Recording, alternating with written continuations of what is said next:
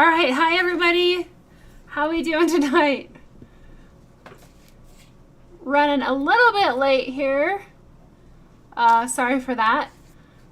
Just trying to get everything kind of switched over between cameras and equipment and all that. Alrighty. So, hopefully everybody can hear me, see me okay. It looks pretty good on my end. Hi Terry. So glad that you guys can all be here tonight. You love dragonflies. That's awesome. Hi Mina. I gotta move this here so I can see the chat. Okay. Hi Lisa. So glad you can be here. Hello Earthborn Graphics. Hi Cheryl. Hi Rachel. I'm very glad that you can join on the lives as well. Yeah, UK, I bet there's quite the time difference there. Hi Rich. Hear and see me. Awesome. Thanks Mina for that confirmation. Hi Wendy. So glad you guys can be here. Hello Chris. Alrighty, so this is going to be kind of a fun and interesting live stream here. So I guess we'll let a couple other people jump on here. I think everything's good on my end.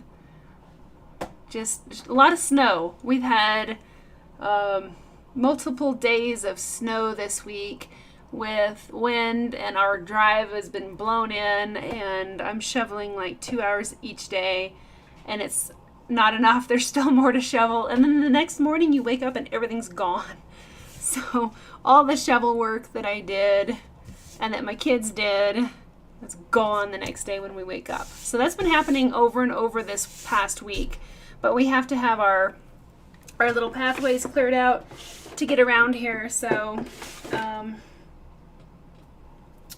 it's been pretty crazy. Alrighty.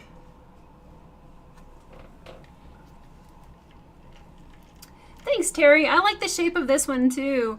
My image was quite square, and I really had a hard time kind of, cropping and adjusting. I'm thinking, I know I have some of these square pieces somewhere, so I found them, and here we go. So this is definitely a fun and interesting piece. I got these from Walnut Hollow, so.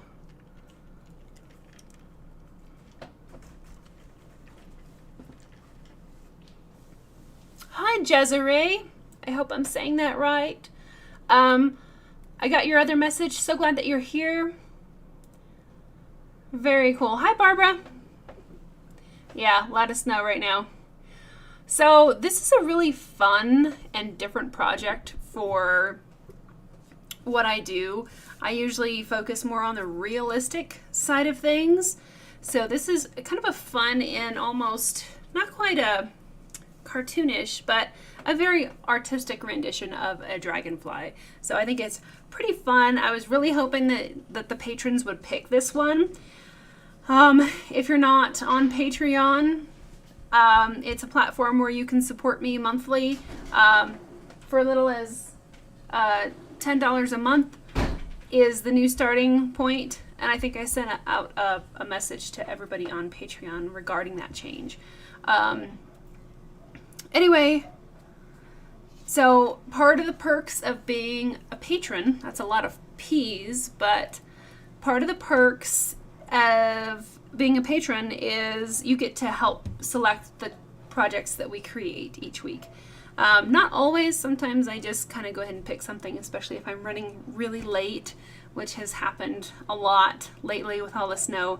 But this was a fun project. We had either this one or a realistic dragonfly. So I put that out to everybody on Patreon, and they selected this one. So I was really hoping for it. I was excited to create this one. So awesome. So Rachel is saying it's 1:03 a.m. in UK. Well, thank you so much for being here. Really appreciate it. Okay, just checking up on the chat. Hi, Tanya. Okay, so I'm going to go ahead and lightly sand our image that we put onto the wood.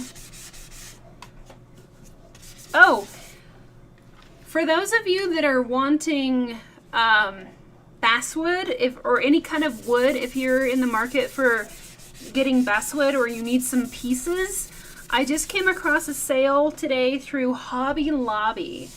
It's only like for the next day or the weekend, so jump on that right away. But it's 40% off unfinished craft wood, including the basswood pieces that you can get from Walnut Hollow. So a lot of times during Walnut Hollow's sale, they do a big sale each year, like around Christmas, and you can get 40% off on that. That's usually when I buy my orders. I buy in bulk, and then I try not to buy throughout the rest of the year. But I just read that Hobby Lobby is having a 40% off sale. So if you need pieces of wood, they have some really nice Walnut Hollow pieces that you can get. Anyway, 40% off. I think they also have a free shipping thing going on now, which is amazing. It's a really, really good deal. Some of their wood pieces are showing up on sale and some aren't for some reason. So make sure that you kind of double check and all that. So make sure that you read what you're getting. But anyway, thought you guys could use that. So. And Terry, yes, the Hobby Lobby sale, 40% off unfinished. They say unfinished craft wood is both in-store and online, but it ends like this weekend, like tomorrow or the next day. So try to get that if you're interested. Yes, Jezere, I did get your message. Very cool. I try to respond to everybody, but like I said, I've been outside shoveling snow so much. It's been really, really crazy. Hard to make progress in the studio or business-wise when you're just buried in snow. So, hi Tanya. Awesome. Okay. Hi Sharon. Okay. Awesome. All right. Now, before we get into the dragonfly, I have kind of a fun surprise. For those of you that were at the Woodburn sessions with Rachel over at Woodburn Corner, we talked a lot about burning black backgrounds, and one of those things that I talked about was trying to get Walnut Hollow to create, or not really that, it was my creation of a smaller shading point that was created. I created it years ago. I Dremel tooled a normal shader point and made it smaller for black backgrounds.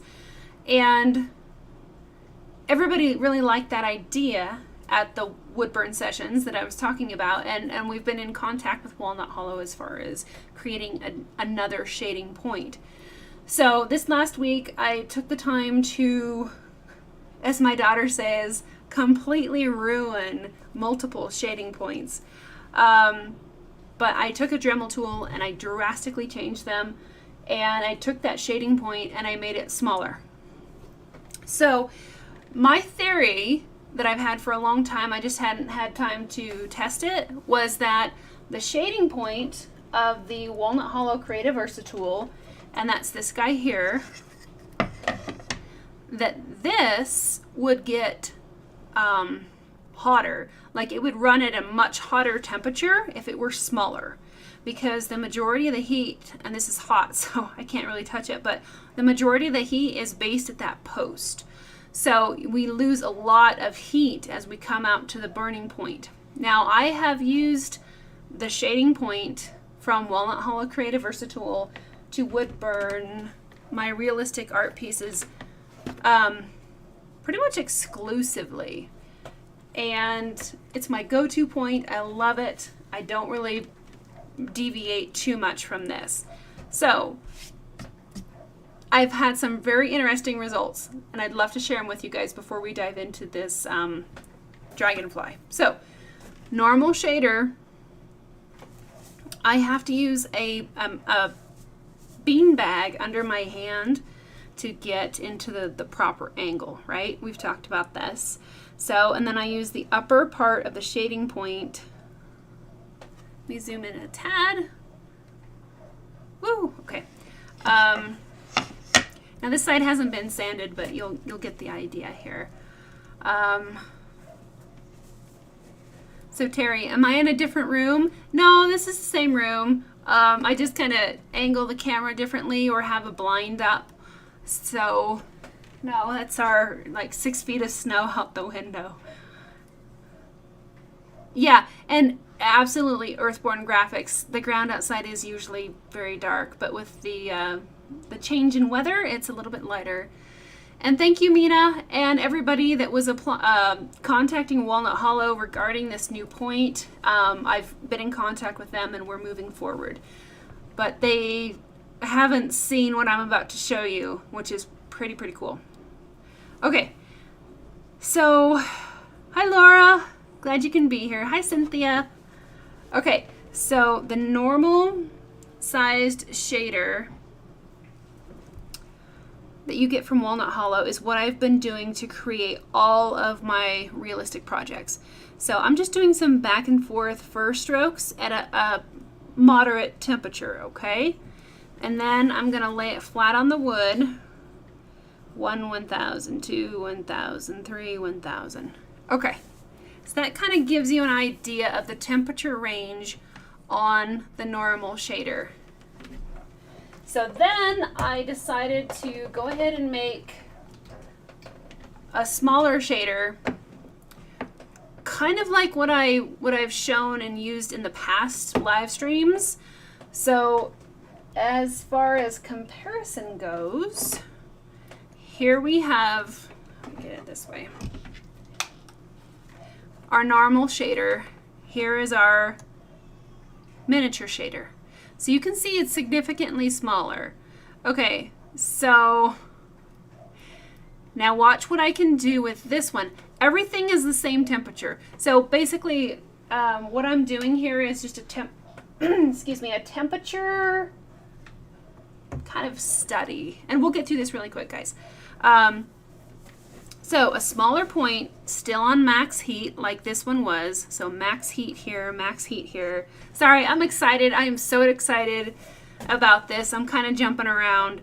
Okay, so now I'm using that upper part of the shading point in the same fashion that I would this one. Back and forth. Do you guys see how much darker it is? And then 1,000, 2, 1,000, 3, 1,000. So it's significantly darker. And very cool. So this is the point that I wanted to try to get Walnut Hollow to create. But I thought, why stop there? Let's take it one step farther. And I have created this crazy looking brand new point. I've never seen it anywhere else. It looks nothing like any of the other points that I've seen, and I absolutely love it. I don't think I'll go back to the original shader after using this, not this one, but the one I'm going to show you next. I love it. So let me catch up on the chat. I hope I'm getting saying hi to everybody. Hello. I don't know the name, but Fashion Designer Boutique. Siraj? I don't know. Hi, glad you can be here. Yes, we're getting a new point, Earthborn Graphics. And if Walnut Hollow doesn't make them, I'll try to figure out some way to make them because I think they're a huge game changer. This one I'm going to show you next. Hi, Deb. Glad you can be here. Hello, Ash. So Ash is asking what temperature setting I am on. This is max heat right now. This is the top of the Versatool. Okay. All right. Hi, Estella. All right, you guys ready? So this is the normal shader that comes with the Versatool. This is what I made. Look how tiny it is. It's like just an itty bitty baby version of the shading point. Isn't that amazing? So this took me, the point that I made here, took me about an hour to make. And now I'm all tangled up. Hold on. So here we have the normal size shader. Here's my mini shader. Now this is the baby shader. And it's, I don't know if we're gonna call it that, but watch the temperature range on this one. So it's still maxed out, full heat. I'm gonna do the same process here. Look at how dark it is. I still have all the dexterity of the shading point. It just operates at a full level higher heat. So 1,000, 2, 1,000, 3, 1,000. So it's almost like razor tip heat, but in a shader point with Walnut Hollow. So I am so excited about this, and I can show you guys. Look at the difference in temperature. So it's amazing. It's way cool. I'm using this new baby shader at a much lower setting. So normally when I wood burn with it, I am operating not at the full heat, but I'm operating between the orange and the red. So I've basically created, the VersaTool has a whole nother temperature range, a full temperature range, which is really cool, and I'm so excited. So I have to show you guys that. Yeah. And I created a project solely with that baby shader, and I love it. I don't know that I'll go back. It's actually better ergonomically for my hand. I don't have to crank it up in I don't have to have such a weird angle with my hand to wood burn realistically. So checking on the chat. Yep, it's a wee baby. I love it, guys. Okay. Catching up. Okay, now I want to show you what I made with the baby shader. So I kind of tested this on a scrap piece of wood, and I'm thinking, I love this. So I wanted to give it the full testing. So I tried something different. And I made this with that new shader point, the baby shader. And I'll cut it off at the top here, but I worked most of the day to finish this piece so I could show you guys tonight. But everything that I did here was with the baby shader. And the cool thing is, you know how we have overburn and ghosting with the big shader point, the normal shader point? This has very little or none. You can get away with so much intricate details without having to turn the wood and turn the wood and turn the wood because it's smaller. So anyway, I'm like you can see, I am very excited about this point. My daughter still thinks I completely ruined the shading point, but I love it. Okay, with that being said, do you guys want me to teach the Dragonfly wood burning tonight with the normal shader point, the big one that comes with the Walnut Hollow, or do you want me to use the new baby shader on this so you can kind of see? Let me know in the chat. All of my burners are hot and ready to go, so whatever you guys decide, if you want to see kind of another test run of the baby shader, let me know.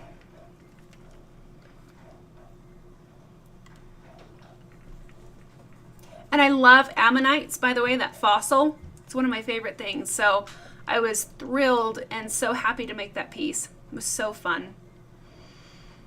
Let me check up on the chat.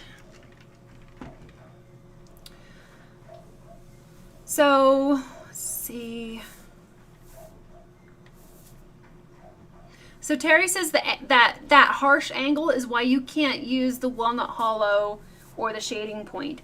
I understand. I mean, I'm still using my little mouse pad with the baby shader, but not near as much. You know, normally I bunch it up and it's like really thick, and now I have to lay it flat and even almost not use it at all with the new baby shader, because it is so much more easy, like ergonomically. It's great. So,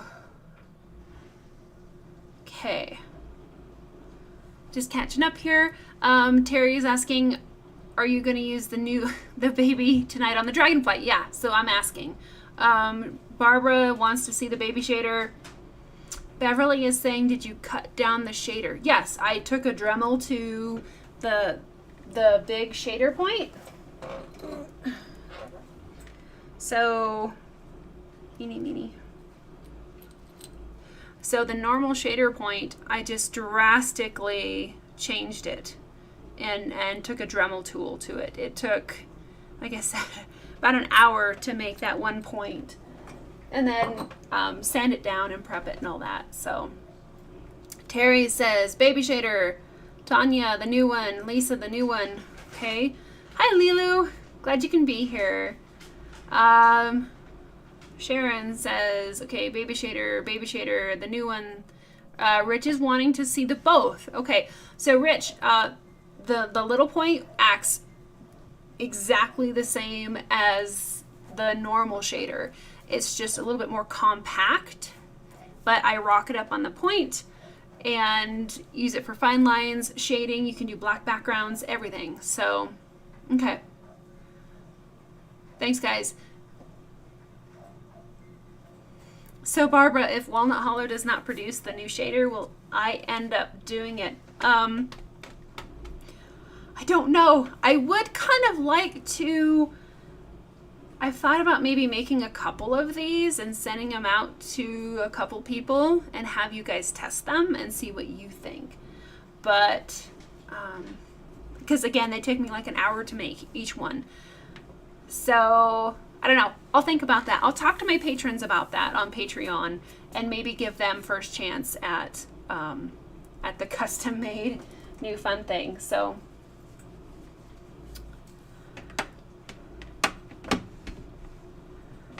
okay, so yeah, Rachel, we could do both as well. Beverly, yeah, I just like ate away at the normal shader with Dremel tool. Okay, guys, here we go. Okay, I am stuck. Alrighty, so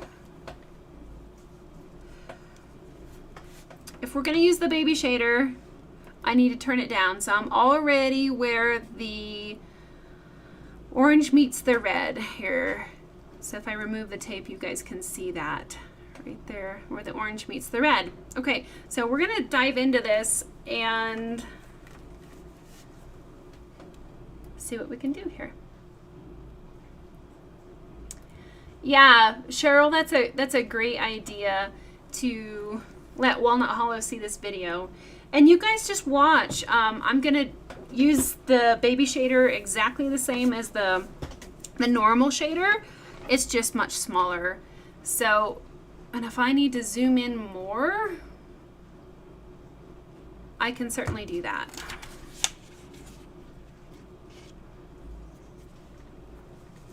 Okay. Yeah, the person I've been talking with with Walnut Hollow is going to put me in contact with their product development team, so we'll just kind of see how that goes. But you're going to do the same thing, and you're going to rock this point up and use that for the fine lines. So we'll just dive in here on these antennae, I don't know, more than one antenna. And I do feel that I hold this a little bit more vertically, so I can possibly readjust the camera. If you guys can't see what I'm doing now, I wondered about that. I can adjust the camera. It does seem a little bit weird.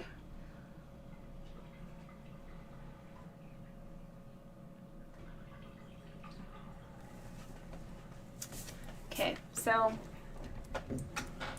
I'm going to try to give you guys more of a side view because I think that would be helpful to see what's going on here. Because this point is so small that a top-down view makes it a little bit more difficult to see.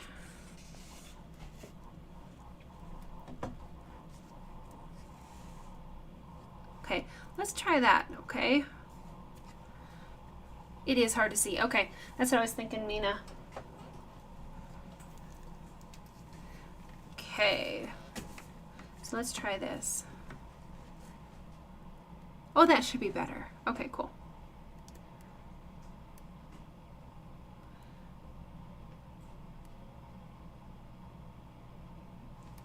So this new little shader has all the benefits of the big one with the shape.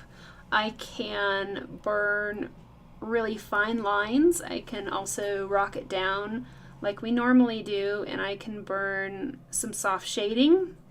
I can even lay it flat on the wood for the black backgrounds. So rocking up, fine lines, slightly angled, softer lines, and then flat, you can burn black backgrounds as well.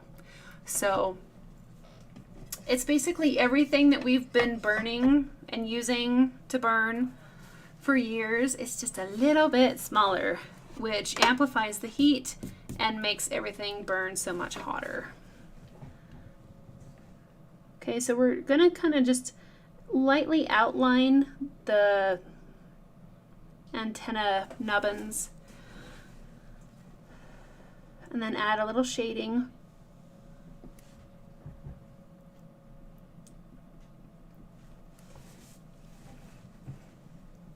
Now, because this is a more artistic rendition of a dragonfly, you can add more outlines into the feature. So you don't have to rely solely on shading. You can outline a little bit more, and that's totally okay.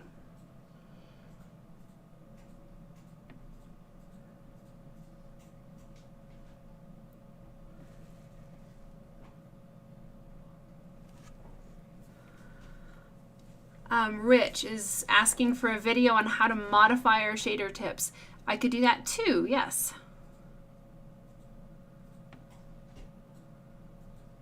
Yeah, the Dremel tool on metal is not actually like nails on a chalkboard, Terry. It's just really loud.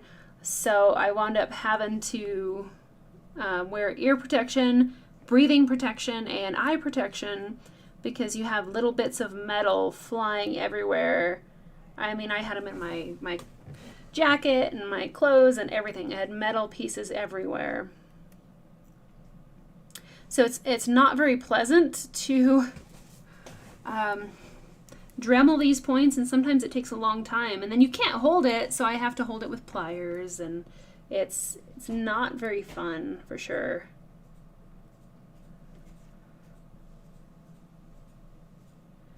So I find myself having to blow on this one a lot more than the other one just because it is so hot. Then you just need to turn it down. But it's like you just unlock the next level of the Versa tool. I love it. I don't know that I'll go back now to the normal shader. So I am just kind of outlining a lot of the main features right now because this is such a cutesy little artistic dragonfly.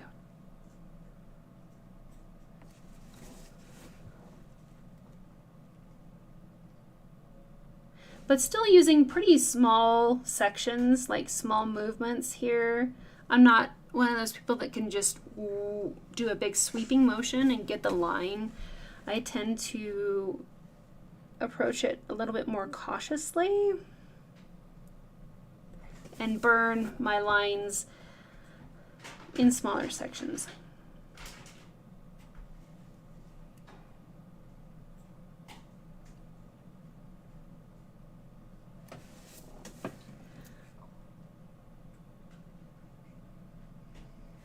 Now, you will notice that I'm not turning the wood nearly as much. I'm able to get the majority of my shading done from one position because this is so much smaller and I don't have that ghosting and overburn like I normally do.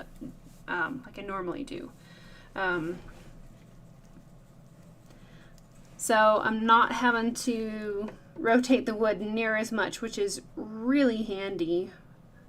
It kind of changes up the way that I work. I'm able to kind of just bounce from place to place and not worry about setting up a zone and then turning it and then burning as much as I can and then turning the wood. So this is, like I said, this is pretty much a game changer here. So,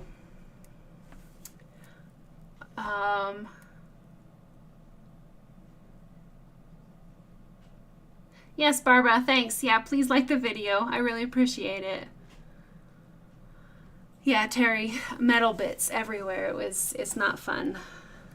And definitely need to protect your lungs because the metal pieces are so tiny that you could easily breathe those in, and I think that would be horrible. Have metal bits in your lungs, not very good. So I'm using the upper part of the tip just like I would the normal shader.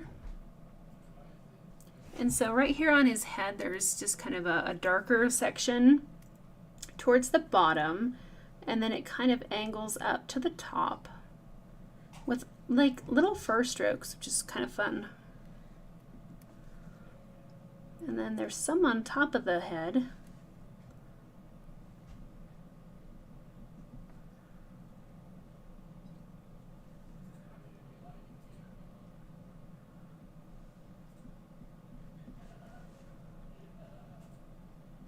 So I'm just doing some upward flicking motions. So it's darker at the bottom and it gets lighter towards the top. Terry, a vise would be, I've thought about a vise, but because you got to Dremel on both sides, and like this guy is not very symmetrical, it's difficult. It's really difficult. So just keep trying. Lilu, what bit did I use to Dremel tool? I don't know the name of it. It's just a little tiny, it's like a little ball with teeth on it. I don't know what the name of the bit is, but it's hard to say. Hi, Jay. I'm not sure about a mini sandwich. I'm not sure how that relates right now, but it's kind of interesting. Okay, so we're just going to keep going here. And this is even a little bit hot on this temperature range, which is interesting because normally I run the Versatool on high. So I'm going to turn this down just a little bit more. If you can see here, I'm about halfway between where the yellow meets the orange and the red meets the orange. So I'm going to turn it down just a tad and see if I can get just a little bit more control here. Earthborn Graphics has a great point that a vise could damage the threading part of the Versatool. So I found that out as well. So I mean, I even made like super thin and long shaders. I was trying all kinds of different things. But the normal shader, if you try to adjust these on your own and Dremel tool them, do not grab onto the threads with needle nose pliers. Because if you grab onto those threads like that and try to Dremel tool it, you're going to damage the threads and then it won't thread into the burner. So if you do try to do this on your own, make sure that you only hold on to that neck right there where there's no threads, and that's where it makes it very difficult to Dremel, is because you have to hold it in such a way that it doesn't damage the threads. So thank you, Earthborn Graphics. That is a great point, and I meant to talk about that, but it completely slipped my mind. So yeah, don't damage the threads, or you have spent a lot of time making this really cool thing and then you can't thread it into your burner. So hi TH, glad you can make it. I hope your event went well tonight. Glad you can be here.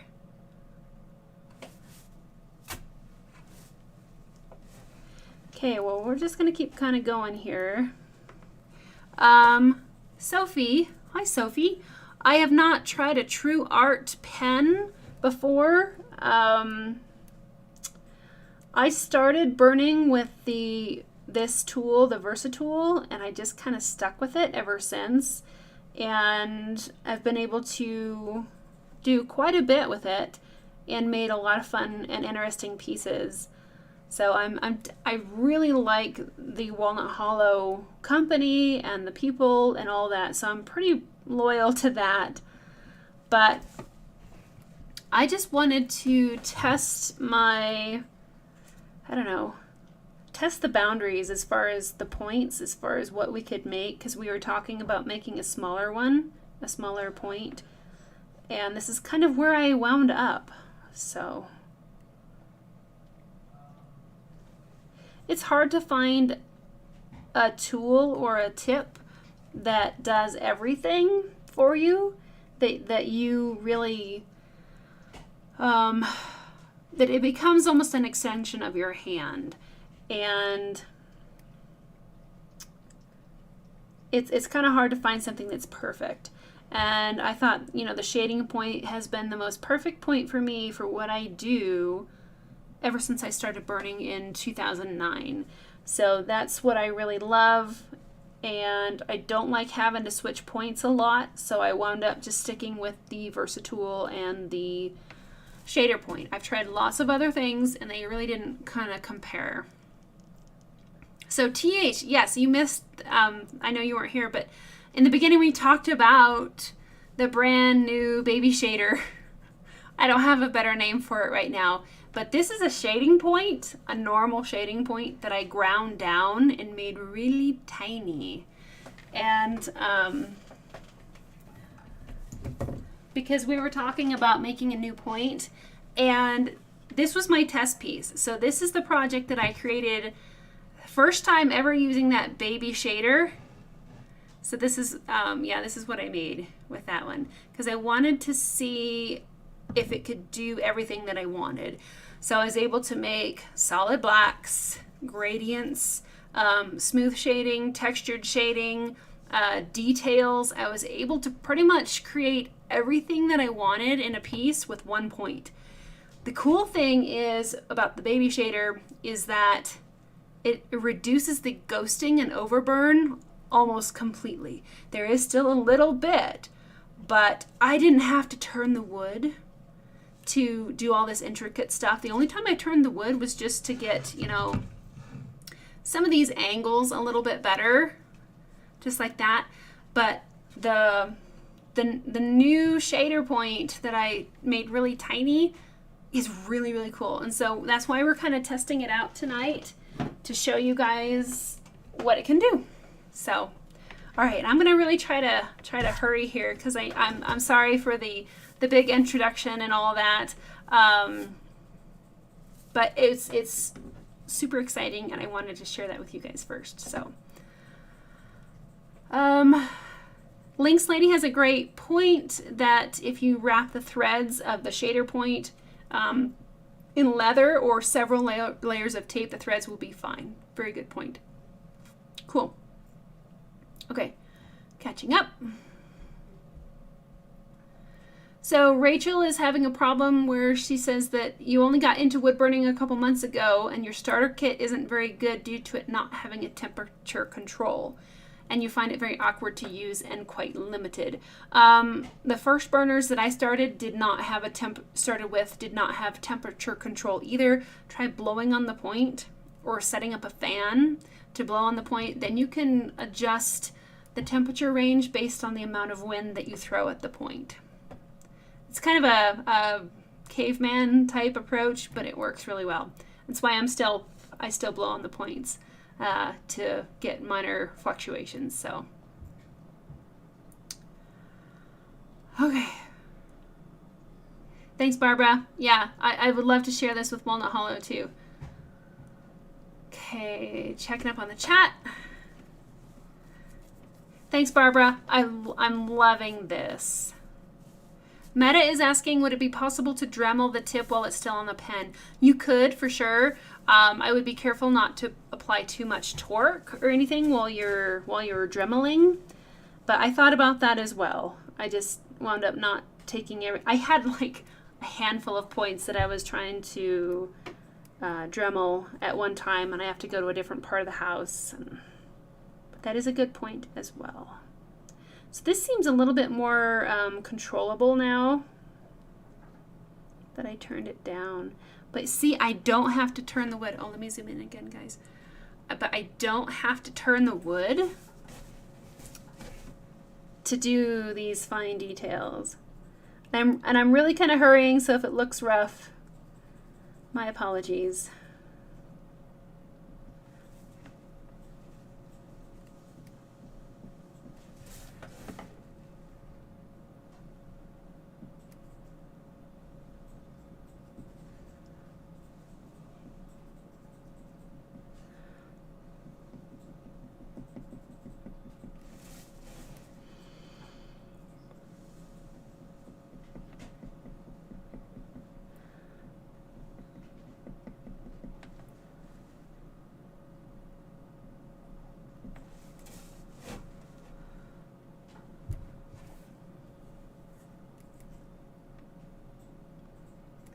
Thanks, everybody. Really appreciate all the comments. Trying to skip through here a little bit.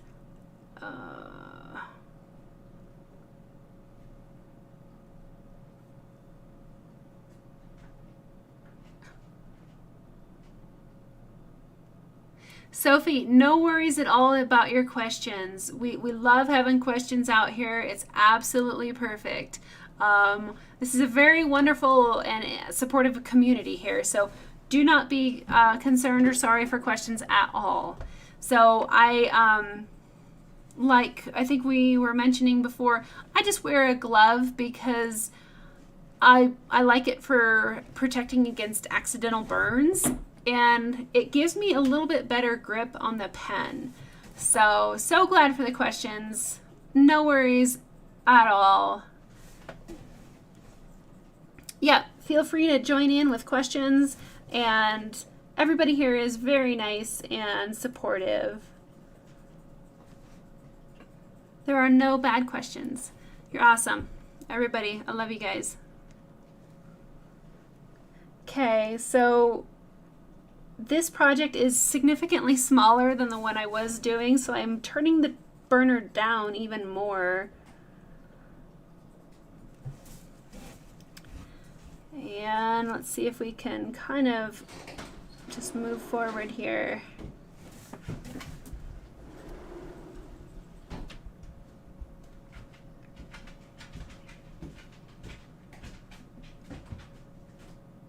So the dragonfly looks like he has like little hairs on his back. So those are much like fur strokes.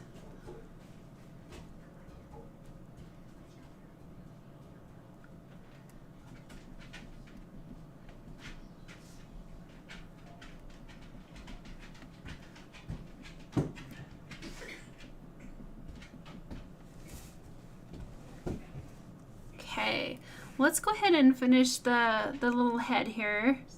Thanks, Sharon.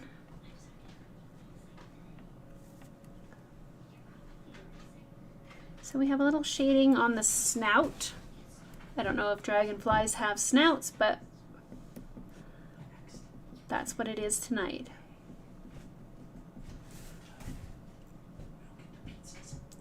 So I'm finding that the higher operating temperature of this little baby shader is super helpful when you're burning larger expanses of shading. So it's not really critical right now on this project because the project is quite tiny. But when I was wood burning that the image of the ammonite shell, it was very helpful in blocking in some of the gradient backgrounds and some of the other areas that just take time to fill in. So very, very, very happy with how this little guy's working out so far. And these legs are a little bit funky. I'm not going to worry too much about anatomically correct dragonfly legs. We'll just kind of go for it here. Just give them little feet, little grabby appendages.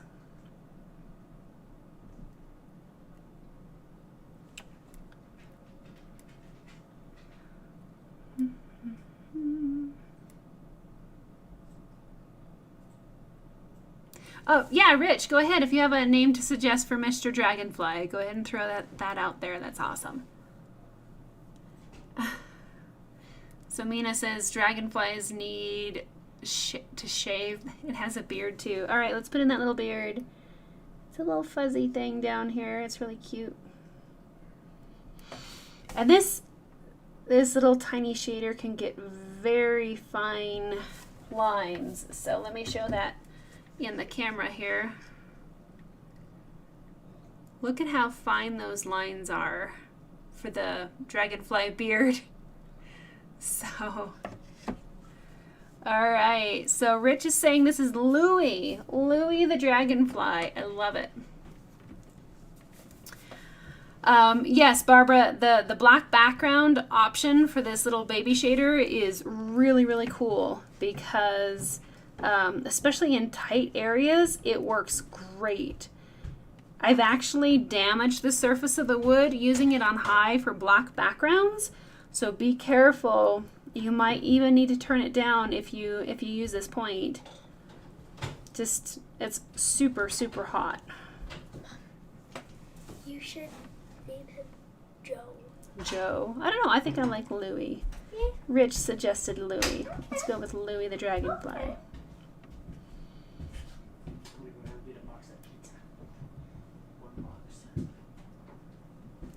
Hey, hon, there's two in the freezer. There's a rectangular one I'm supposed to go get? Yeah. Okay. I'll go get the rectangular one. Okay. Hi. He is super cute, Lilu.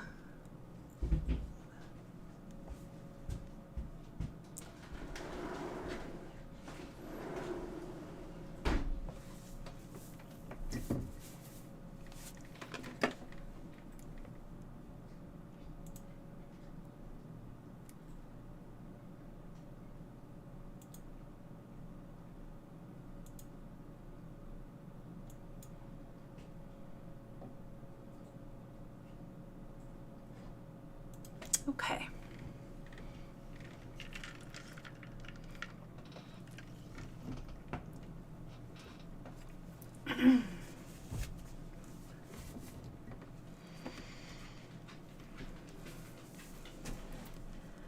Alrighty, here we go. Just gonna keep on working.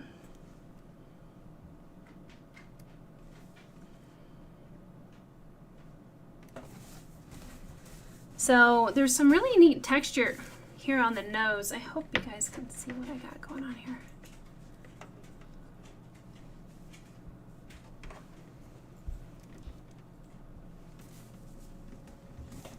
Okay, so now we're going to kind of cross back and forth.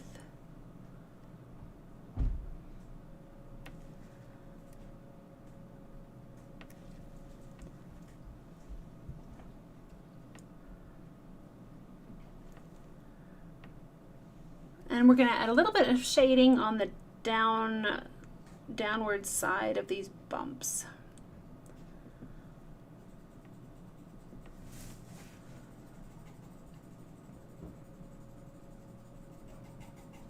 So it's kind of like a crisscross pattern there, which is pretty fun.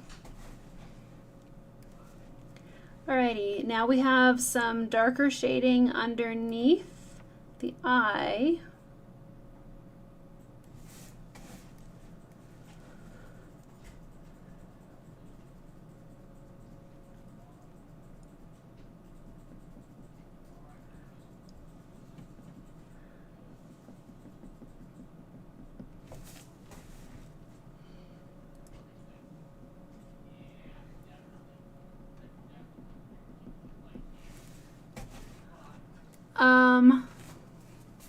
Sorry, as I'm working, this thing kind of keeps shifting.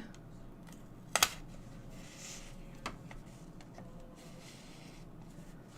don't know how that'll be. Rich is asking, am I working on a slant board? So my table elevates, so I'm working on an inclined surface. It might be a 45-degree angle, but I am working on a little bit higher of a table. It's elevated just a little bit. Mina, am I putting any pressure since the tip is very hot? No.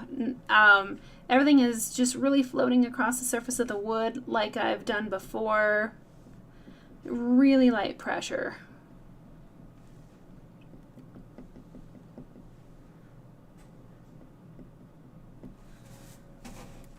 Hi Tim, so glad you can be here. Thank you for your messages as well. Yeah, yeah, you definitely need to have a YouTube account in order to comment.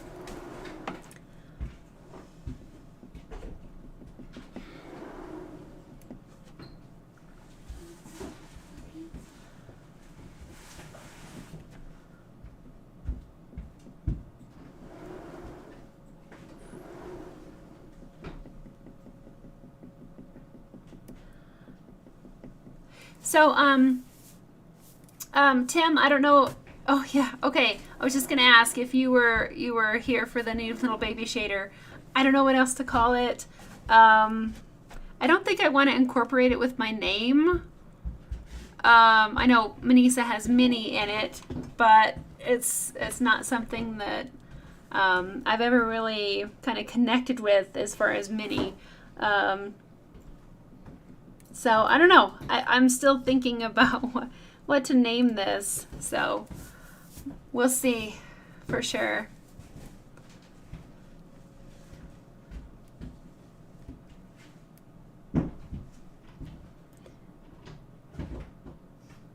But we can outline really finely with it, which is a lot of fun.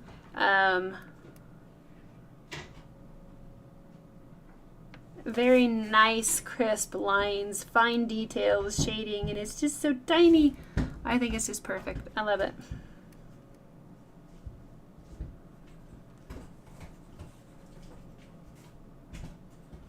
So I'm just kind of outlining some of these crazy little feet here. They have such grabby feet.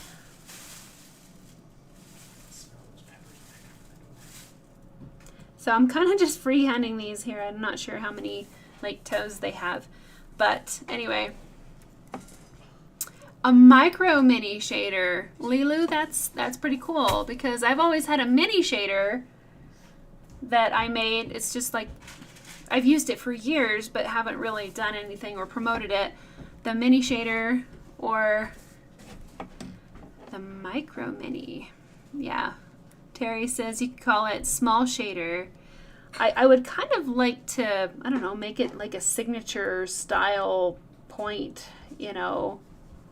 I don't know how I would do that, but I love it. And it's kind of something that I haven't seen at all of that kind of shape and everything. I've never seen anything like it. So I could like maybe make it into a signature style something. I don't know. We'll see.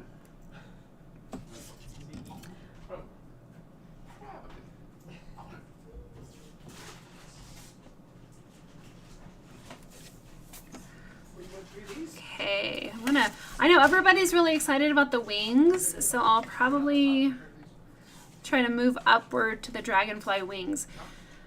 I tell you what, there's, Terry, the MR, I always say that I'm Mr. That's my initials is MR, is Mr.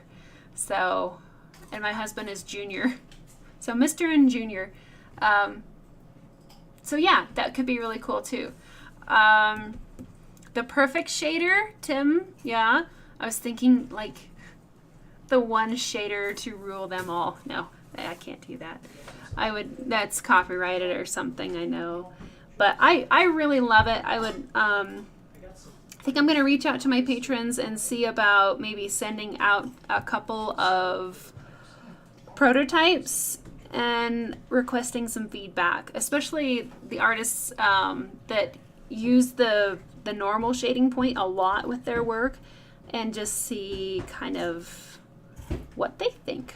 So that's an option as well.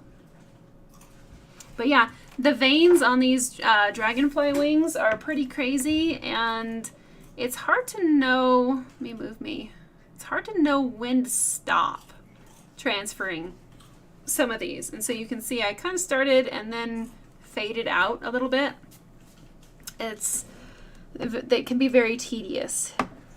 But whatever your point that you're going to be using, just make sure that you find something with a nice thin edge to it, so you can get these nice crisp lines. So I'm just going to lightly go over my transfer lines. Hi, Tracy.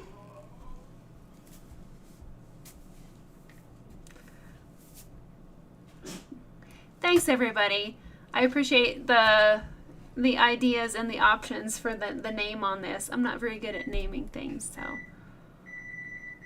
Hi, Angela. I'm sorry that your power is out. Yes, we talked. You'll have to go back, Angela, and watch the beginning. So this is my baby shader, for lack of a better term. Here's the normal size shader, and then I made this little tiny guy over here. It's super, super small, and it operates just like the normal shader. And then this was my test piece for it. So I made this burning in the last couple days, really rushing, trying to test out this baby shader point to see if I could get everything that I needed to, like the black backgrounds, the gradient shading, the texture, the smoothness, everything. So it's really cool. So this is like its maiden voyage here on camera to teach how to use the little baby shader. And Angela, one thing that's so cool about this is that it reduces the ghosting and the overburn significantly, which means I don't have to constantly turn the wood, which means I can work faster. I would say that burning large gradients, this little guy is maybe 3 times faster than the larger shader point, which was really cool. It just went by so fast. It just retains the heat because it's so much smaller, which is really cool.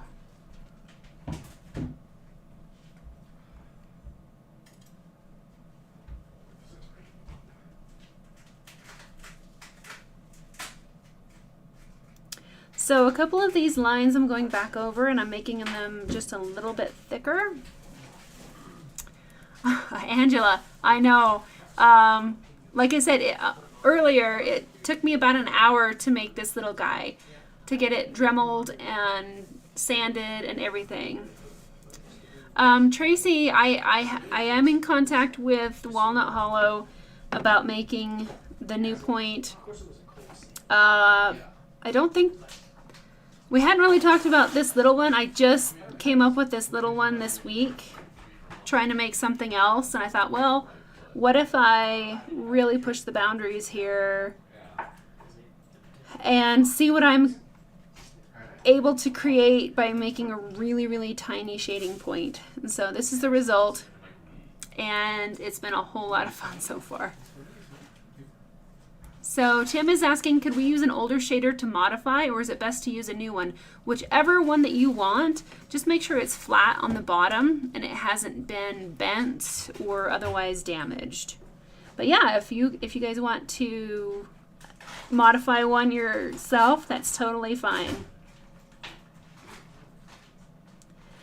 So some of these veins I'm just making a little bit thicker.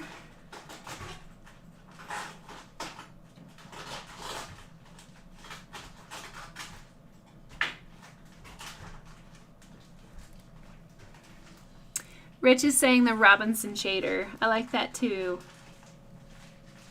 Great idea. Great ideas, everybody.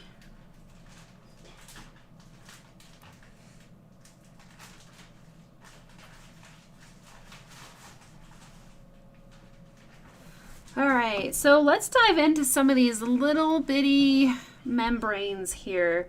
So I'm going to rock that point up and get a really almost past vertical position to where I can use just the upper part. You can even turn this completely upside down like this. You can even do this with the normal shader. You just want something that's going to make a nice, crisp, faint line. And just kind of go over your guidelines there.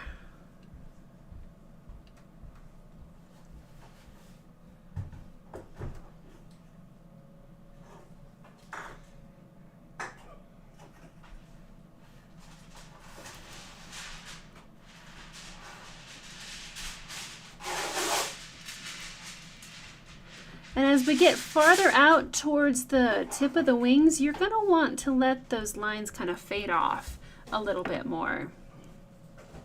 So make sure you use lighter pressure and lower temperatures as you get farther out. So it's going to we're going to create kind of the illusion of the structure here. Yeah, Mina, I can show you the fine lines for sure. I kind of zoomed out so that you could see all of the wing, but it would be helpful to see. So here's those really fine lines, and if I get the angle quite right, maybe. I was trying to get a little bit of shine on there, but yeah, they're very dainty. Oh, there we go. Now you can see it's almost just like indenting and kind of scratching the wood just a little bit. So so yeah, you can get really, really wispy lines with this, which is awesome. And then you can lay it flat on the wood. So for those of you that joined late, Angela and Tracy, and I know there's a couple others that joined a little bit late, but this was our test piece on the back of the wood. This is the normal shader at full temp, just kind of, you know, making first strokes, and then a 3 count of burning down with the normal shading point. And then I made one that's like my mini shader that's this size. So standard shader, mini shader, and then the baby shader. So I'll put those back.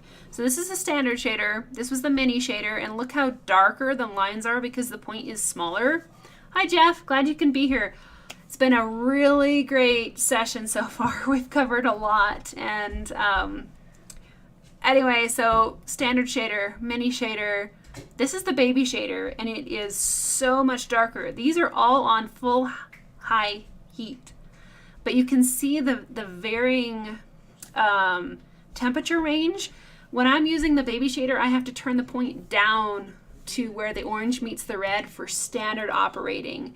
And so Jeff, if those are the only shaders that you use, that's cool, because this is the standard point that comes, the standard shader that comes with the walnut hollow. And then I Dremel tooled one and I made it smaller, which I've been using one like this for a number of years. And then I made an itty bitty version. So I'm working with the baby shader, this little guy, tonight, just to show kind of what you can do with it. So it's been fun, a little crazy, So that's what I'm using tonight, is this itty bitty baby shader point. And it runs so much hotter than the other ones, which is really cool. And that was my theory that I really wanted to test. Because I know a lot of people struggle with getting the Versatool up to proper temperatures, not proper temperatures, but getting it really high and like a higher temp. So that makes it more difficult to run at a higher temp, because the razor tip has such a higher temperature range that it just is very different than the Versatool, for sure. Hi Steve, glad you can be here.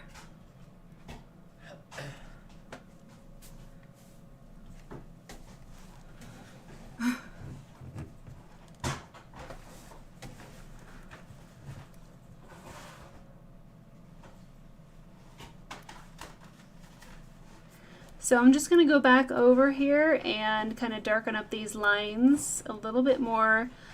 Some of these are a little bit thicker, which is pretty cool. Thanks, Tim. I appreciate it. Yes, Earthborn Graphics. When you're operating in like a garage or a basement, it can be very difficult to get the Versatool up to proper temperature.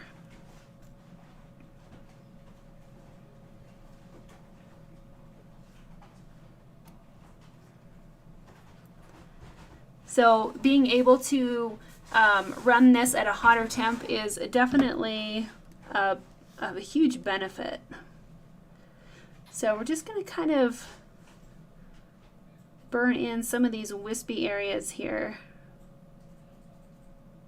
Real light. You want to, the farther you get out toward the wingtips, the lighter pressure that you want to use, and just barely touch the wood.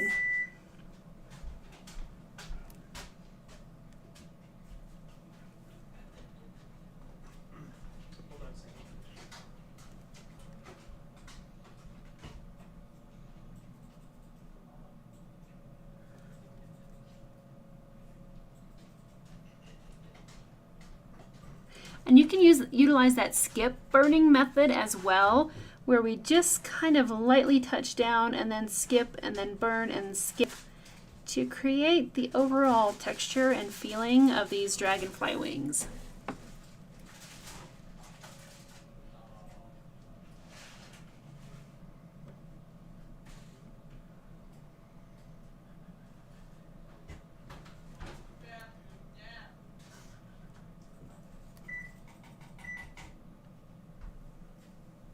So I'm going to darken up a couple of these here, kind of the main structure lines.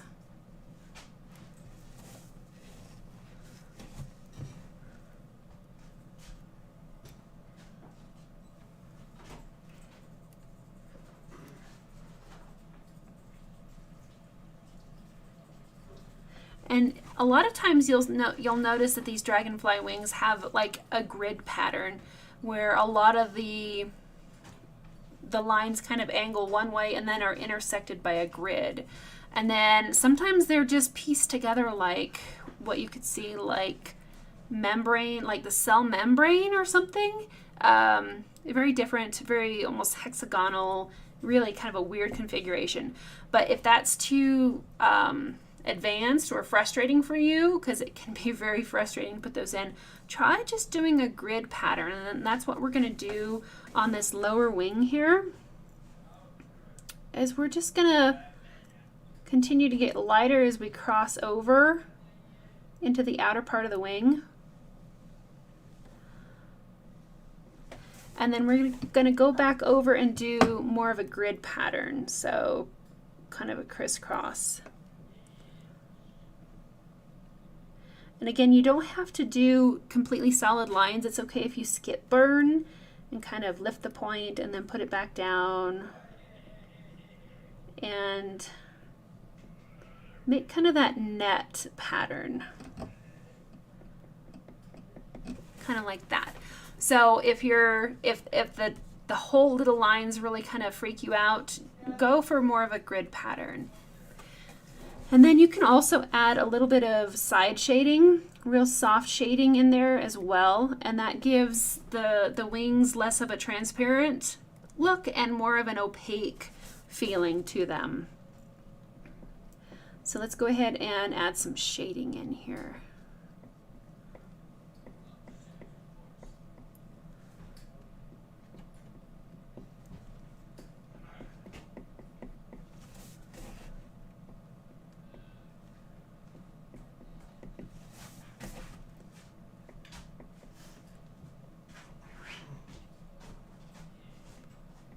So now it looks like we have some wings that are kind of overlapping, which is pretty cool as well.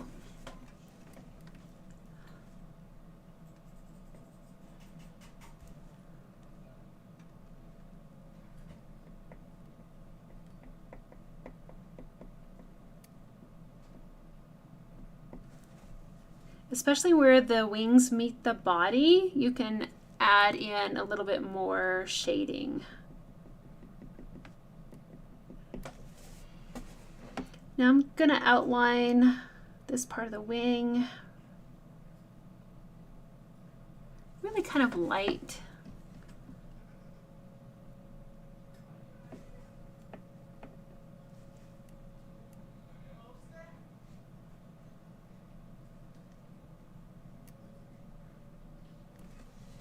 Kind of like that. So now you can see more of the transparent wing with the veins, and then a little bit where they become opaque and kind of transfer, kind of like they're overlapping. So just by adjusting the amount of shading on that, you can create a really kind of a fun, different texture. All right. So since we've got one wing done, let's go ahead and work on more of the body of the dragonfly.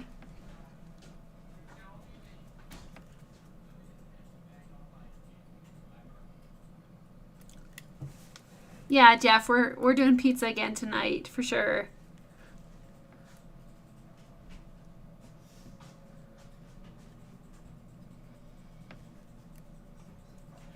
So kind of just really lightly outlining the outer edges of the dragonfly. And he's got a hairy chest as well. So he's got hair on top, he's got a beard, and he has a hairy chest. So it's always kind of fun.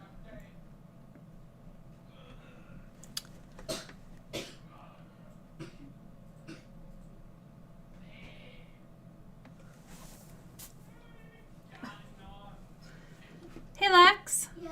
Come here. Please.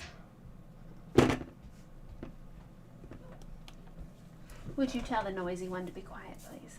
Yes. Thank you. Yeah. Okay, and we're gonna burn around these little nubbins here.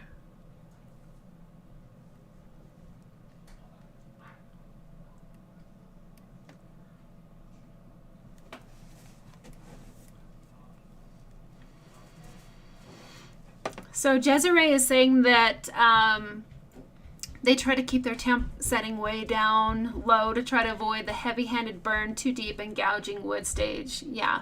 And a lot of people really love that texture that you can get with wood burning, where you can burn quite deeply into the wood. I've always been one that I try to minimize that personally. I like realism, and I don't like, for my art, a really gouged surface. I want it to be just as smooth as possible. But some people just really love to create that heavy-handed texture, as you call it, and that's great too. So if you're just beginning and you find that you're burning deeper, that's okay if that's the style that you want. It's totally up to you as far as what you want to create. Angela is saying, I really hope Walnut Hollow is willing to use your ideas to make more shaders. I just cannot find anything else I'm comfortable with. Gotcha. Yeah, I'm the same way. I've tried many different tools and burners and tips, and they always seem like they're lacking something. And as much as I love the standard shading point, I've struggled with it as well with the angle. So I do have some ideas on how to talk to them about maybe modifying their standard shader, and some tips on that to where you, well, I wound up modifying one of the standard shaders and adjusted it to where I can burn with it without using any sort of padding. I can just lay my hand flat on the wood and use it. So that was pretty cool, and I'm going to pass that idea along to them as well, in addition to some of the little points that I've been making.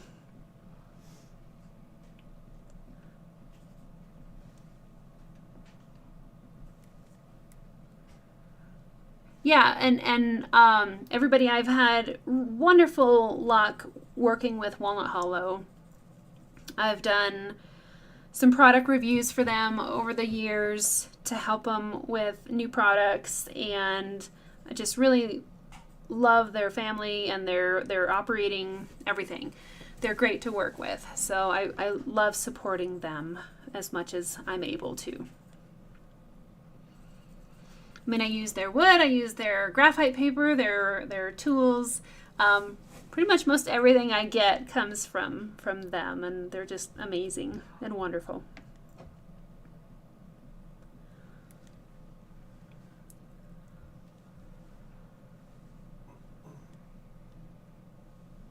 Snow is in the forecast for most of next week.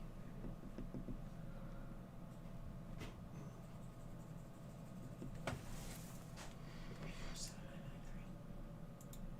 It's good night. You forget it.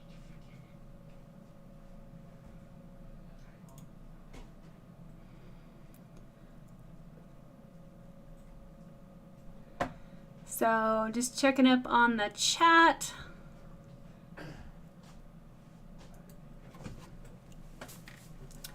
And we're all good.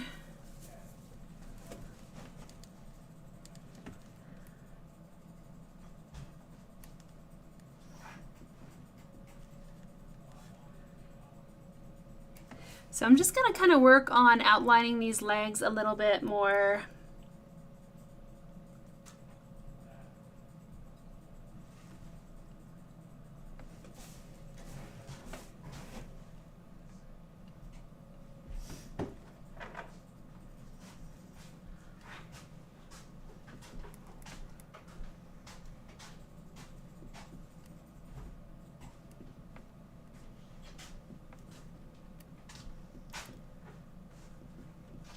And we're going to add some more shading to the body of the dragonfly here. Are you warm enough?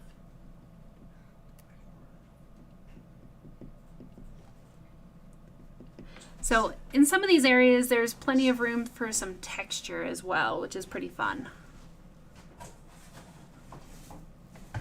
Okay, so we're going to keep working our way down the torso of the dragonfly. And I love that I don't have to keep turning the wood, guys. I think that makes it easier for everybody to watch for sure.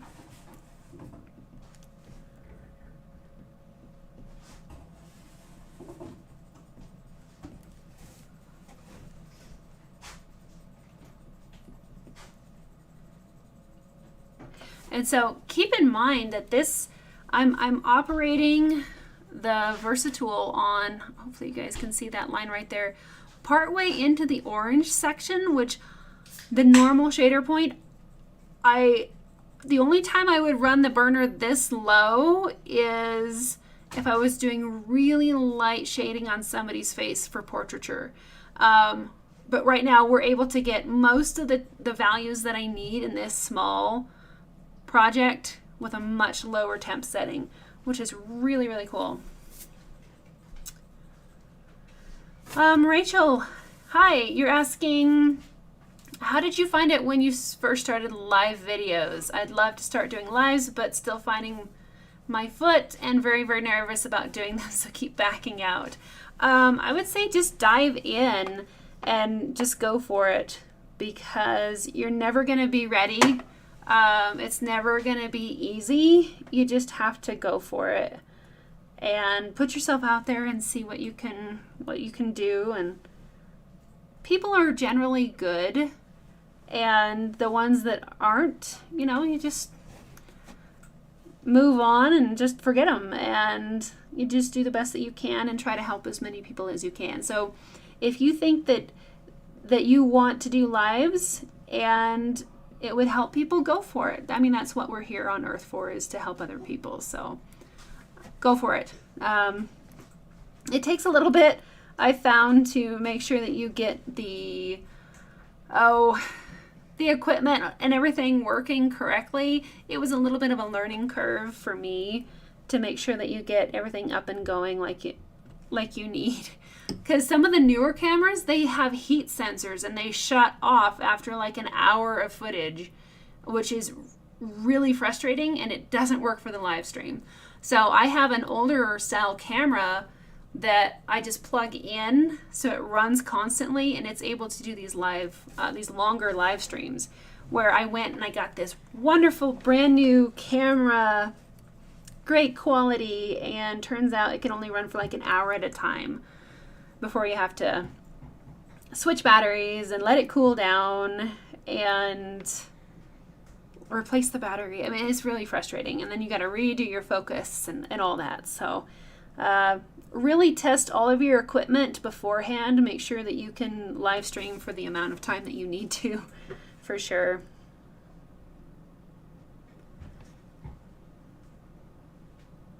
So just kind of outlining some of these fun little sections. One thing that I would encourage you when doing these sections, don't try to just go and like zip, zip, zip. Just go ahead and really like loop and stop and loop and stop and loop and stop. And it helps to have that stopping motion. So don't just blip, blip, blip. Just really loop and stop. And loop and stop. And that helps to get that nice curvature in there. You're very welcome, Rachel.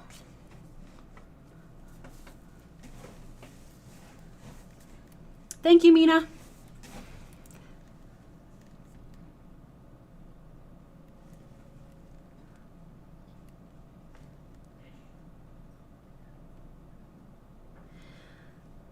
And this is a wonderful project because you don't have to be so concerned about these outlines. I know I've talked for years about burning realistic art and avoiding outlines, or being very careful with outlines. And keep in mind that's always just been kind of my personal style as far as art, but there is a whole nother really fun realm that I'm discovering, that it's so fun to break out of your normal kind of regiment as far as how you normally burn. So I'm going through and I'm making a lot of projects for beginners, and a lot of those projects are going to have more outlines because that's a general starting point for artists. And when they're just learning how to wood burn, we want to outline everything. And so it's a lot of fun. And anyway, just trying to kind of mix things up and show a different way to create art, especially for beginners. So this is a very fun project. I'm loving this, guys. Okay, hopefully you guys can see everything. And we're just going to continue on. Now, normally if I had the large shader, I would want to turn the wood on this, but it's so much easier to control that overburn now.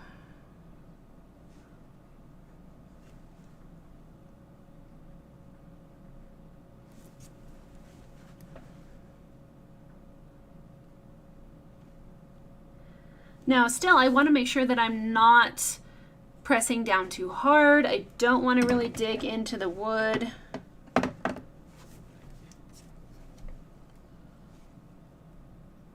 Just keep it kind of light pressured.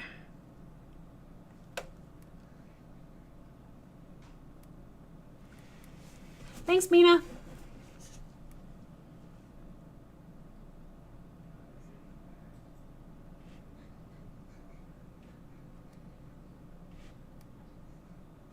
So see, I lift the point after each time that I do these little bumps.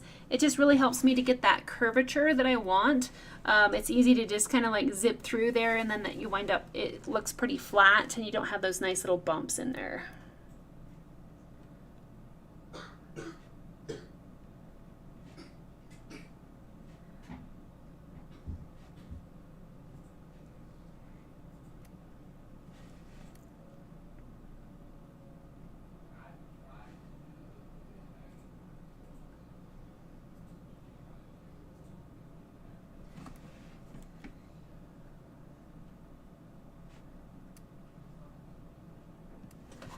Okay, so this will go pretty quick to shade. A lot of it is just your standard side shading on the bottom here.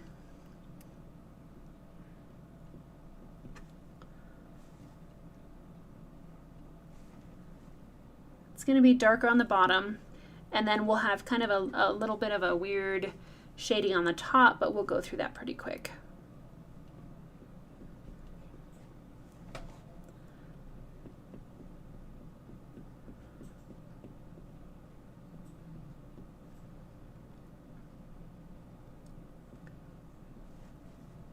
And it's a little bit darker kind of on the upward side, where each section of the dragonfly tail kind of loops underneath one another. So we're getting kind of a little bit of overlapping shading in here, which is pretty fun. So darker right here and a little bit darker under there, and then just side shading.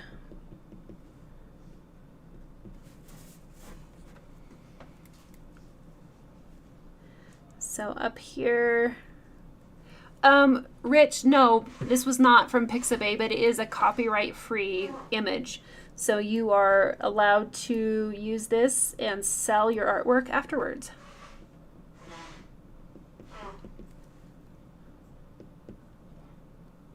Again, darker towards the left side and the top side, and then just shading. Hi, Tracy. Glad you can be here. Yeah, this is a fun project.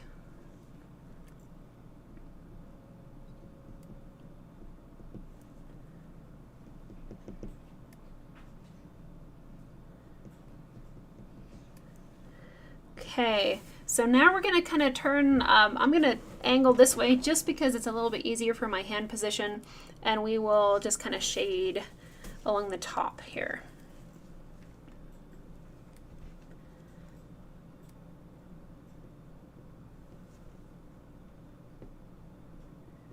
So feel the rut outdoors. Definitely go back and rewatch the beginning of this video.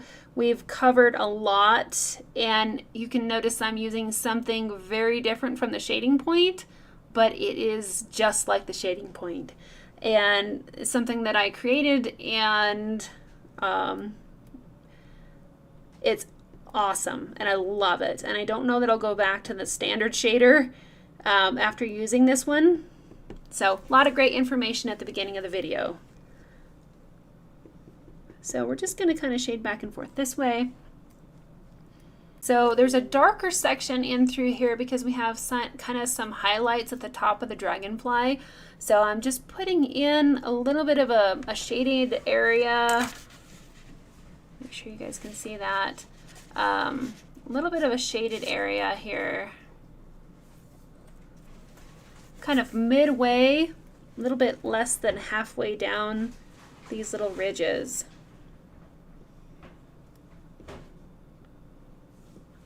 That's going to help to create a little bit of that shiny aspect.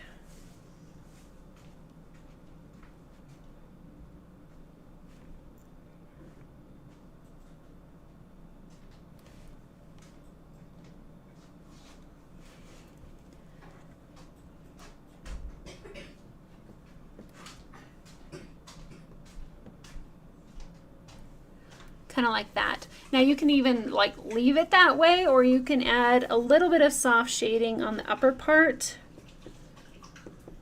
just to soften the edge a bit.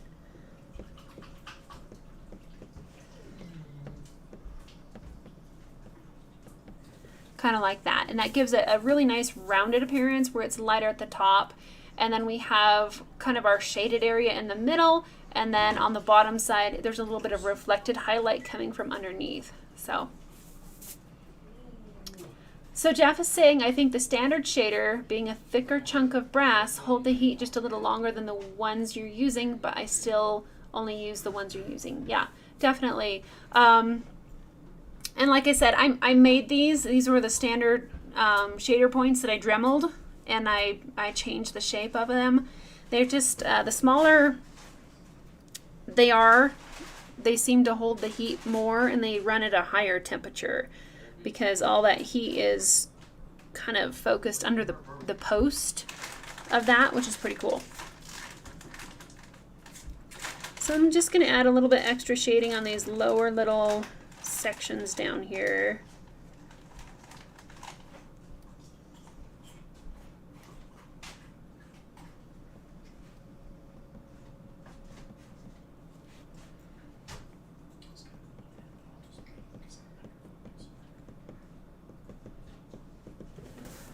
Okay, so that's looking pretty good. So Jeff, you use a Dremel tool to polish yours to a mirror. That's great.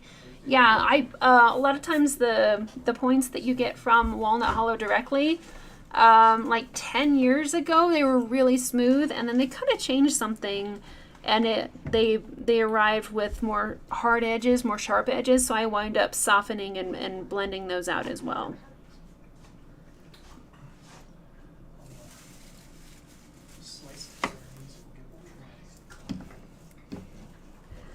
Okay, let's go ahead and work on the legs here just a little bit. Yeah, Barbara, Dremel tools are pretty amazing.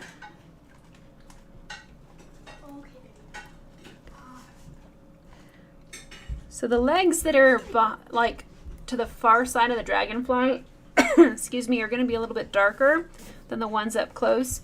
That'll help. Remember, as we talked about, darks push back, lights pull forward. So if you have a jumble of little legs like this, and you're trying to, you know, push and pull and get ones that are closer and farther and give that illusion, make sure that you adjust your values a little bit. So the darker ones are going to push back, the lighter ones are going to pull forward, and that all helps.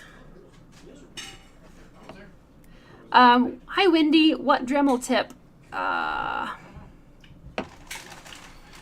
I don't know the points for the Dremel tip. It was like it was a silver post, and it had like a circular ball on it with edges. That's what I used. I don't know if that's the right thing to use or not. I don't know the name of it, but if you look in your kit, you'll probably see. I think it's pretty standard, but it's silver, and it has a little ball with like teeth, little edges that are kind of sharp in there.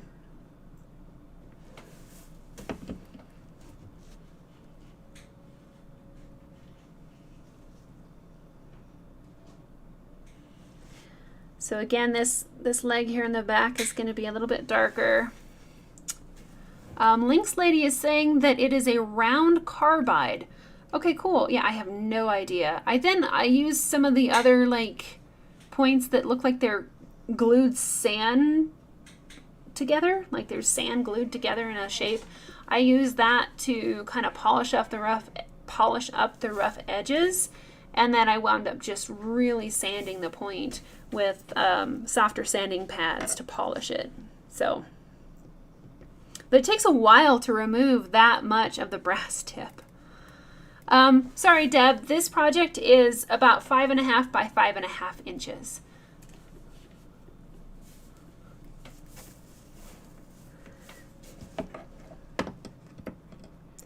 So working on the legs here in the back. Let me see if I can zoom in a tad, guys, because I know it's small. Let me see about moving it over here. There we go. Now we can see the feet and everything.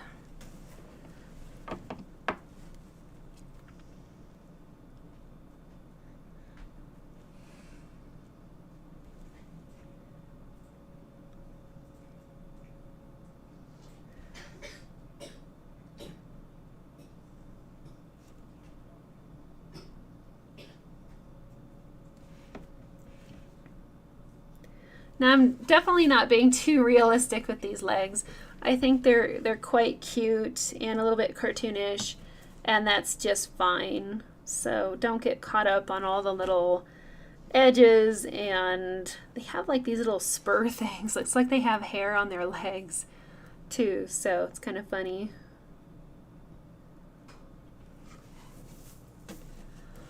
Let's see. Terry says, what size is the shell you did with this baby tip? I'm not sure what you mean by the shell. The shell. So I took a standard shader and then I just sanded it down, and well, not sanded, I just used a Dremel tool to make it smaller. Not sure on your, you'll have to ask me. Or rephrase your question. Not quite sure.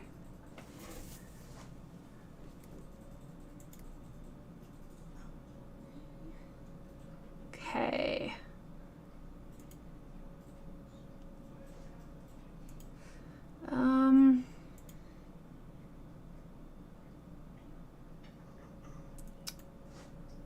Let's see.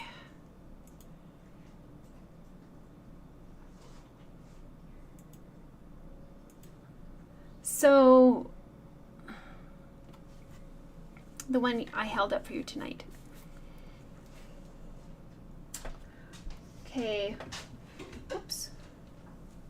So, this is the standard shader, Terry, that comes with the kit for the Walnut Hollow Versatool, and then this is the small shader, the baby shader that I made. So, I hope that helps. Yeah, I took one of these and I turned it down into this, is what I did. So,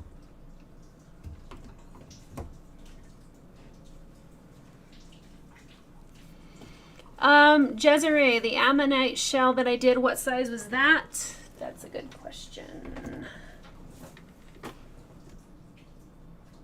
So let me see. This was, what is that?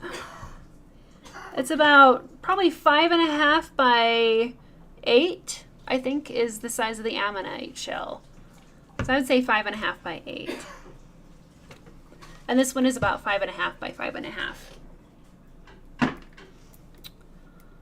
So it was just a, okay, yeah, Terry, awesome, cool.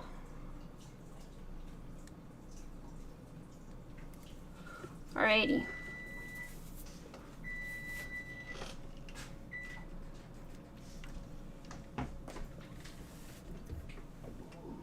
All right, so we're gonna keep going here. Cool, you're welcome, Terry.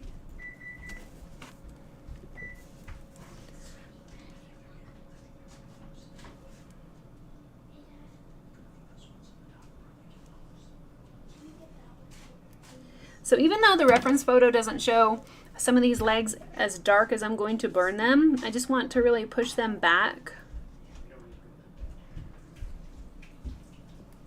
and have the other legs kind of pull forward. You're welcome, guys. So these are going to be a little bit darker, kind of on the left-hand side.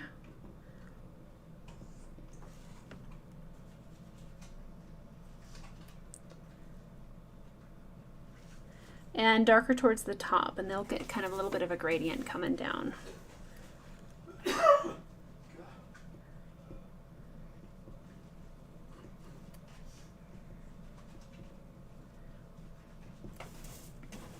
Well, I really thought that we would get through this project in one session, but I was just so excited and wanted to share with you guys a little bit of the background as far as this new shader point. And so I'll probably do another version, like another round of this. So a part 2 is what I'm saying. We'll do a part 2 of this one next week.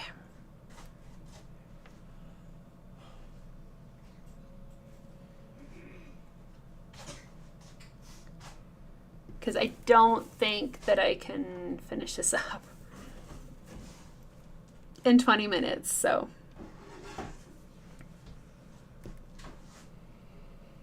It is. It's a lot of fun, Barbara. I agree. Sometimes it's fun to do just a really smaller project that it's not so heavy. It doesn't have to be perfect. You can really just have fun with it.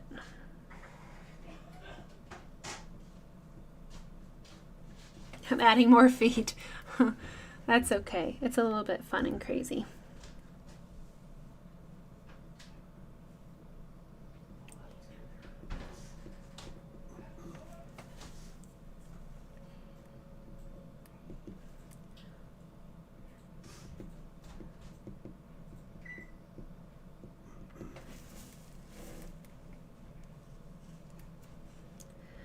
Okay, down to the last leg.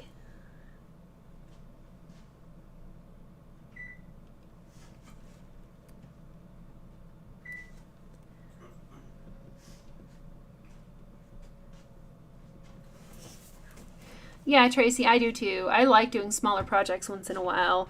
And I think I showed you guys last week some of the fun little smaller projects that I've been working on as far as tutorials. I wanted to get more tutorials done this week, but we've just been hammered with snow, so a little bit slower on the tutorial side of things.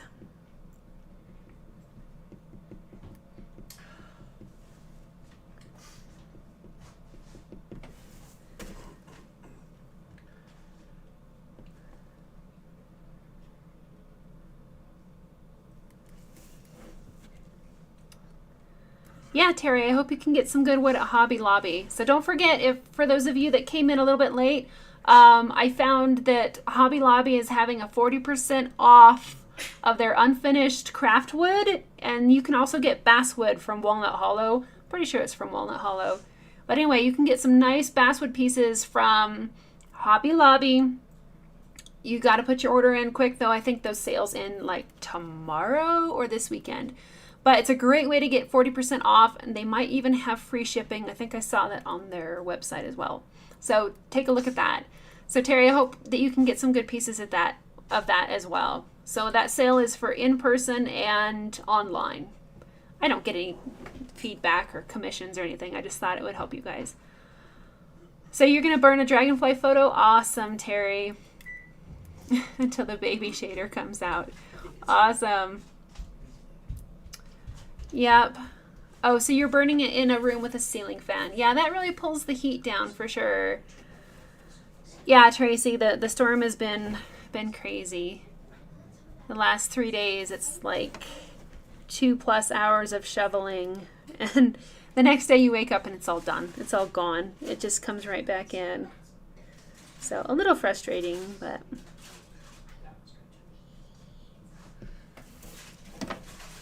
it is what it is. You're welcome, Tracy.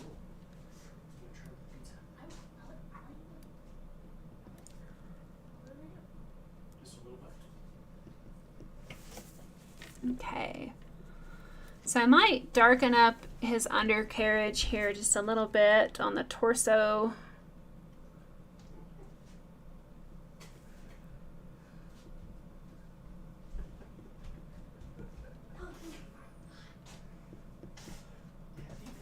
Okay. Jeff, at No Bears this year, we have like 5 or 6 feet of snow, so they're all sleeping right now. They'll be sleeping for quite a while this year. But yeah, no, I usually chase bears every year, so kind of crazy, but it's fun. All right, so let's go ahead and maybe finish up the other wing and see if we can complete at least the dragonfly. Excuse me.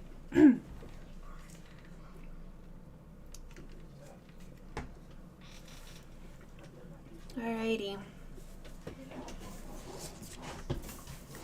So we're gonna kind of do a little bit of a repeat here and start by outlining lightly some of these outer edges of the wing, and we can always go back and kind of double them up and make them look a little bit thicker, which is pretty cool.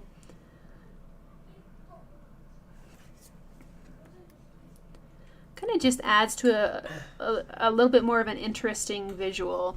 If you have all of your lines, like something simple like this, if all your lines are thin, it can look a little bit flat. So sometimes adding in these darker outlines is a fun way to add just a little bit more interest.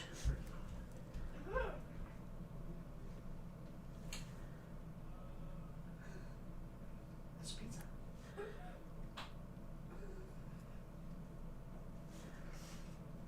Get you.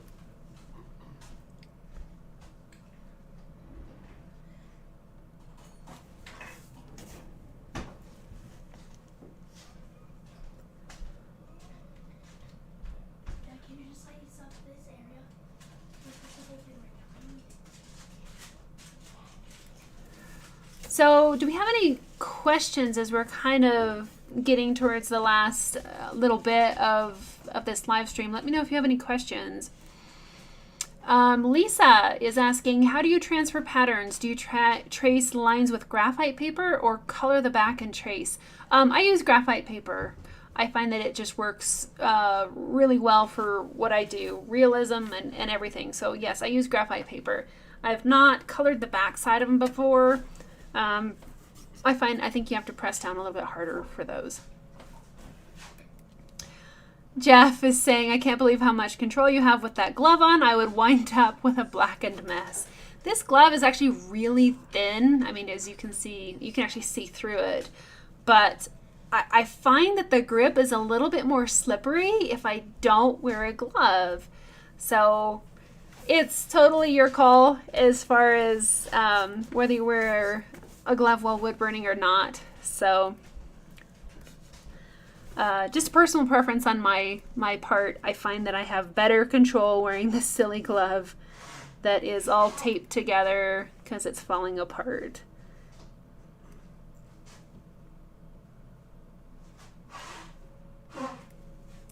You're welcome, Lisa. So Barbara is saying that Hobby Lobby has wax-free graphite paper too. That's great. Very good to know.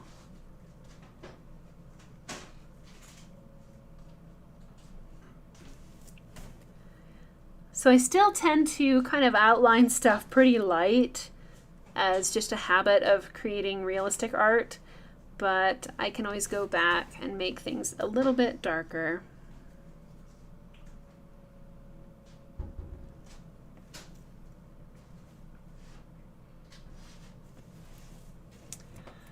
Yeah, Jeff, it works for me, but I know some people just hate it.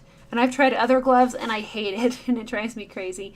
I don't even know or realize that I have this on, so it really helps.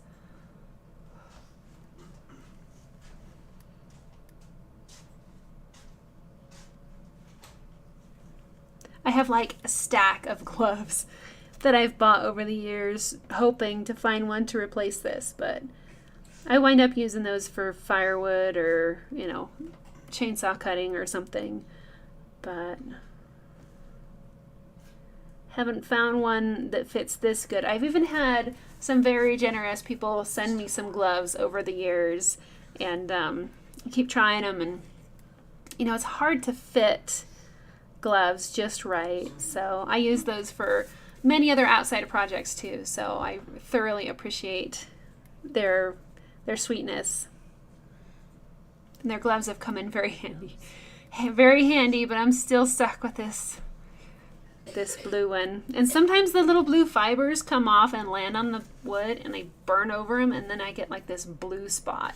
So I wind up wiping the wood quite a bit just to try to avoid that, but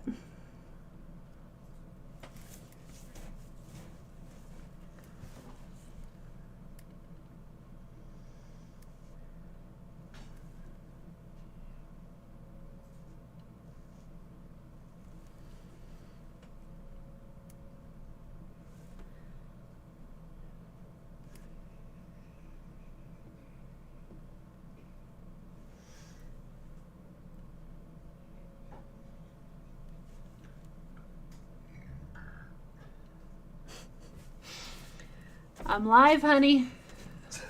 And I have a very good microphone. I thought it was being quiet. That's okay. Enjoy your beer. Sorry. That's okay.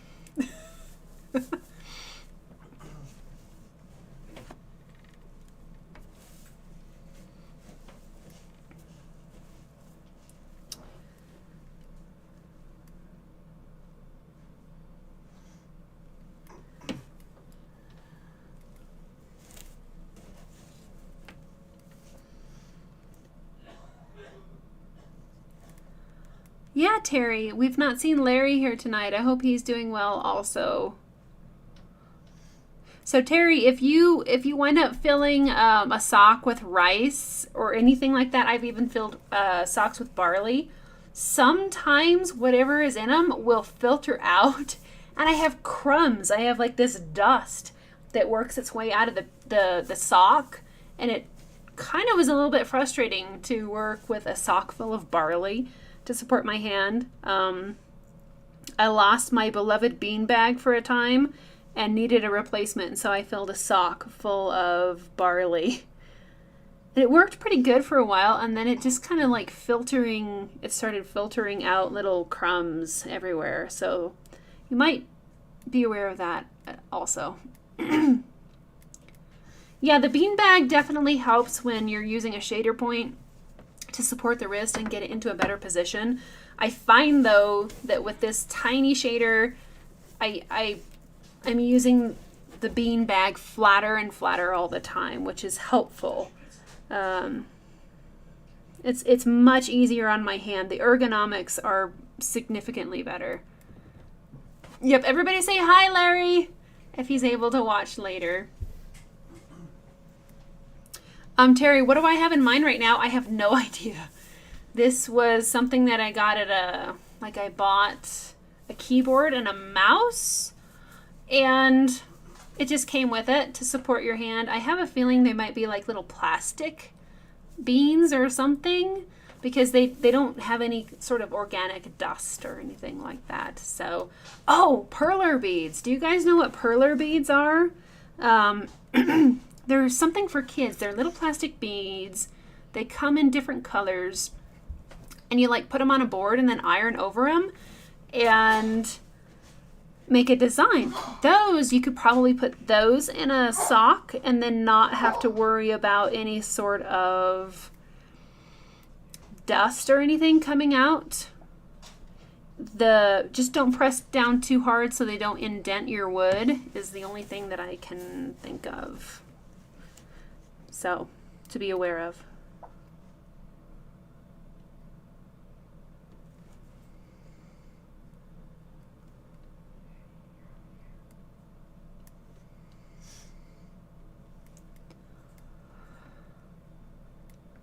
Jeff has a great idea. You can put the rice in a Ziploc bag before you put it in the sock. Even barley, either way. That is a great idea. Thank you.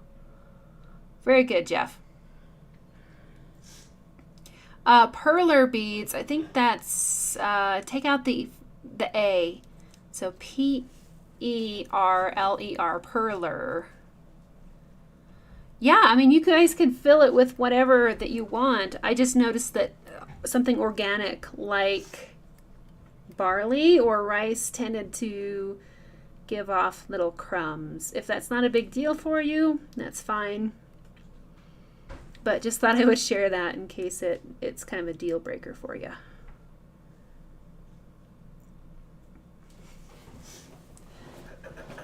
Okay. All right. So darn it, I don't think we're going to get through all this tonight. So we'll do a two-parter for next week, and we'll finish up the dragonfly, and then we'll wood burn the branch and the stick and everything else. And then something fun that I've always liked, I've not done this for a long time, but when I first started wood burning, I used to always do like a ghosty outline around the border to just accentuate it and give it almost like an old-time rustic kind of feeling. So if we have time next week where we're done with everything else, I can show how to do that. It's really fun and it goes pretty quick. So it's a fun way to add an interesting level to the border. So And then once you cut it, we can slide back. thanks so much, Tim, for being here. I'm glad that you're enjoying the new hobby as well. So Steve says use some plastic BBs that's used in airsoft guns. That works great as well. Yeah, I would, I don't know, either put organic stuff in a Ziploc before you put it in the sock, or just do synthetic. Something plastic might be better. But thanks so much, everybody, for joining tonight. This was a whole lot of fun. And thanks for sharing in the excitement of this new little point. I've just been calling it the baby shader, but we'll see about renaming it and all that. So I'm going to reach out to, some people about a prototype on this and try to get some more feedback. So it'll be a lot of fun. Thanks so much for being here. Good night, Desiree. Good night, Feel the Rut. Thanks, Sharon. Glad you can be here. So Tracy is saying, I was wondering what you use the beanbag for. I know on my wrist I have like a knob that developed from burning. Oh dear. Yeah, sometimes the angle is a little bit uncomfortable. A cushion might be helpful. So thanks for being here, Rachel. Good night, TH. Thanks, Cheryl. Glad you can be here. Good night, Laura. You're welcome, Tracy. Thanks, Deb. Thanks, Mina. Thanks, Laura. Good night, Rich. Good night, Terry.